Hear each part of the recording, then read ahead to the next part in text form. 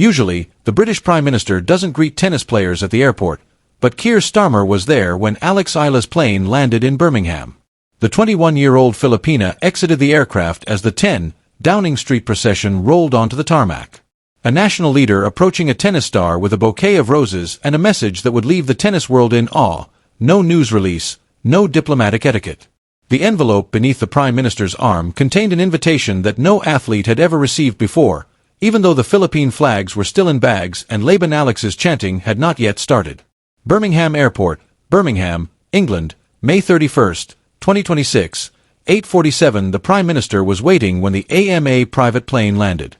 I'll set the scenario for you. It was a grey morning, the kind of British dawn that foretells rain before midday. At this hour, Birmingham Airport is often quiet. Private charters, business aircraft, and the odd celebrity attempting to enter the city covertly.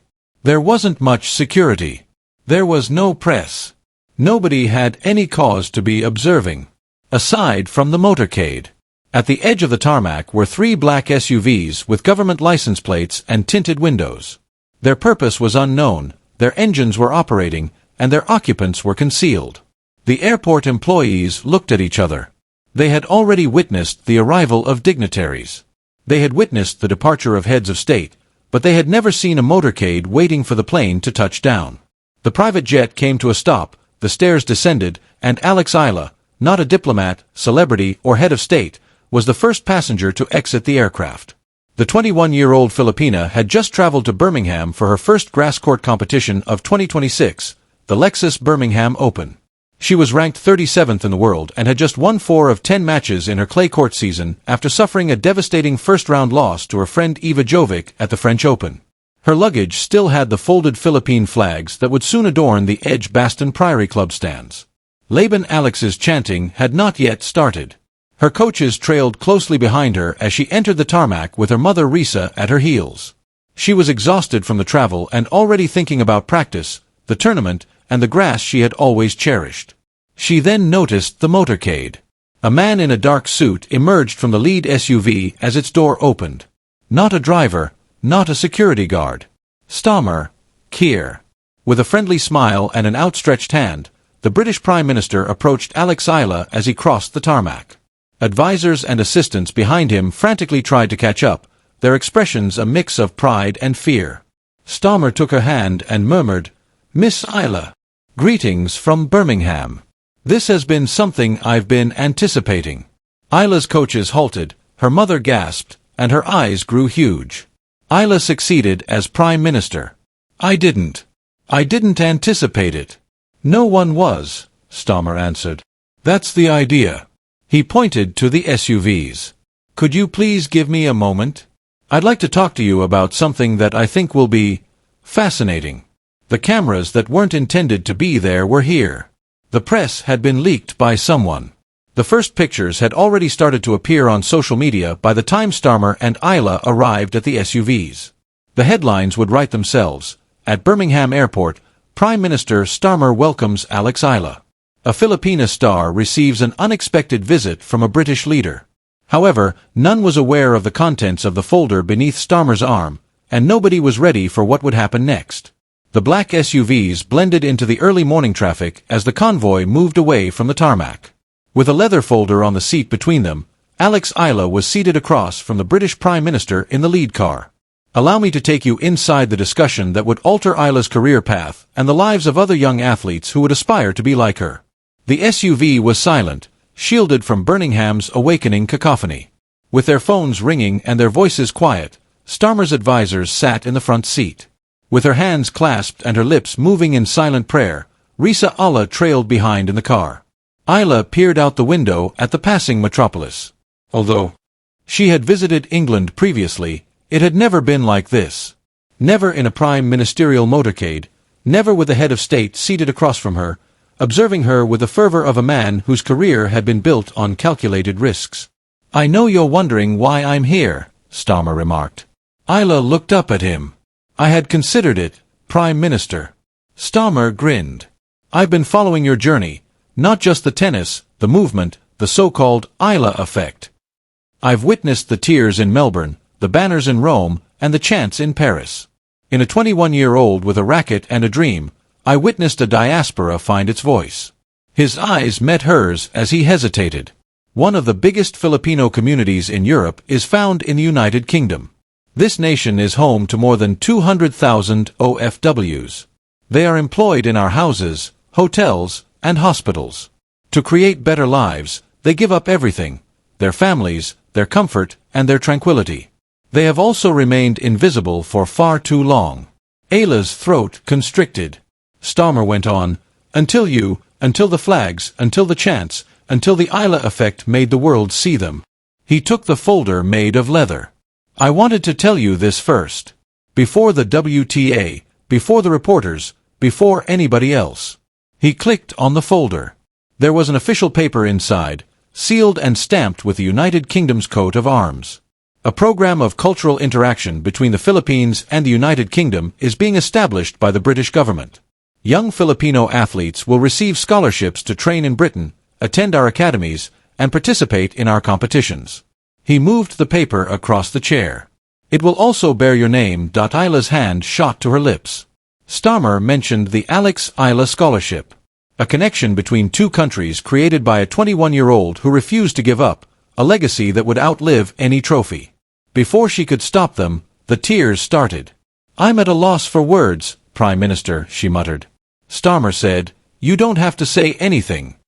The rest will take care of itself if you continue to fight, fly that flag, and make them proud. With the folder in Eala's hands and the weight of two countries on her shoulders, the motorcade proceeded toward Birmingham. She had traveled to England to play tennis, and now she was departing with something she never would have thought possible. The world's perception of Alex Eala was altered on May 31, 2026, at 2 p.m. in Birmingham, England, at the Edgbaston Priory Club. At 1 p.m., the press conference was called. In a matter of minutes, the room was full. Urgent signals from the Prime Minister's office had brought together journalists from all over the United Kingdom. They didn't know why they were there. They conjectured about politics, economics, and the routine tasks of national governance. They didn't make any tennis-related assumptions. The doors then opened. Alex Eala accompanied Prime Minister Keir Starmer as he made his way to the podium. The cameras enlarged. The reporters bent over. Confusion and wonder filled the room. Thank you for arriving at such short notice, ladies and gentlemen, Starmer said. I'm going to make a statement that I think will have an impact much beyond the realm of athletics. He hesitated, allowing the suspense to grow. This morning, Alexandra Eala arrived in Birmingham. She is here to pursue her aspirations on Edgbaston's grass courts by competing in the Lexus Birmingham Open. However, her influence has already been seen in the hearts of the Filipino community in the UK, not on the court. He looked at Eala, who was standing next to him with a serene expression but sparkling eyes. The Eala effect is a movement rather than merely a tennis phenomena. It has brought to light a long-hidden group of Filipino workers abroad who have made enormous sacrifices to establish themselves in this nation. His tone became softer. The Filipino community in the UK is proud, and the country wishes to pay tribute to the woman who has brought attention to them. He took the document out of his jacket pocket. Eala had observed in the SUV, I am announcing the launch of the British government-funded Alex Eala Scholarship Program, which will offer young Filipino athletes full scholarships to train in the UK, attend our academies, and participate in our competitions. The crowd gasped when the first scholarships were given out this year. Starmer went on, this is not a political gesture. It is an acknowledgement of Alex Eala's influence, an acknowledgement of the Filipino community's contribution, and a pledge that the UK will always support people who strengthen our country. He looked across at Eala. Could you utter a few words, Alex? Eala moved to the microphone. Her speech was shaky and her hands were shaking. She started, I don't know what to say. I didn't anticipate any of this when I traveled to Birmingham to play tennis. She took a moment to gather herself. When people ask me what the Eala effect means to me, I always respond in the same manner. It's about the people that fly the flags, not about me. The engineers, nurses, and carers who have given up all to create lives away from home. I simply fly their banner. They are the true heroes. Her voice faltered. I am thankful, honored, and humbled that the United Kingdom has flown that flag today as well. She gave the camera her whole attention. You are seen, Filipinos who have ever felt invisible. We appreciate all OFWs who have ever made sacrifices for their families.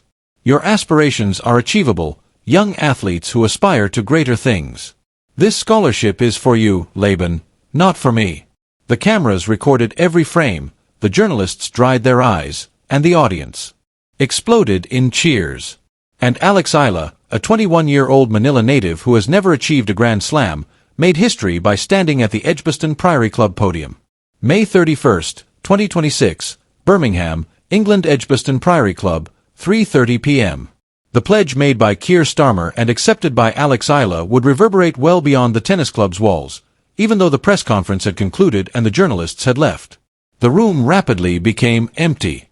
After exchanging cards and shaking hands, the authorities vanished into the hallways. With their headlines prepared, the reporters hurried to submit their reports. Alex Eala's scholarship is announced by Starmer. The Filipino star gets honored by the British PM. A link between countries. However, Alex Eala stayed at the podium, gazing at the paper she was holding.